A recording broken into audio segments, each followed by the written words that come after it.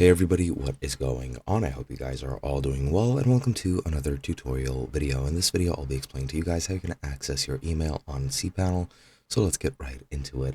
Now, I'll be explaining to you guys how you can access cPanel, the web host manager, as well as the email itself. So let's get right into it.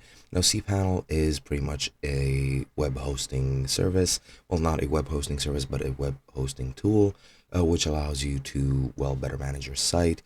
Most hosting services do offer a subscription to cPanel as well, and it does offer a lot of options. It is a GUI, which is Linux based, which allows you to gain control over the most important items on your site to make it function more efficiently. Now, to access cPanel, pretty much most of the accesses are going to be done through IP addresses or links in your search bar at the very top of your browser.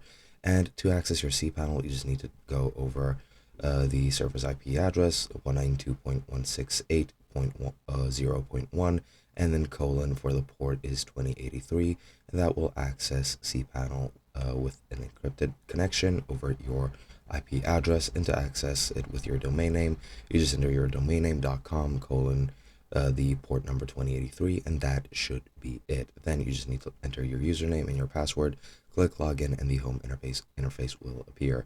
To access the WHM, which is the web host manager, pretty much the same process, except instead of 2083 you type in 2087 as the port, and that will access the web host manager. Again, same thing, you just go and enter your username and password. This will be most likely the root user, so you can try that one, and then just log in and the interface will appear. Same goes for the webmail. The port for this is 2096 instead of 2087, 2083.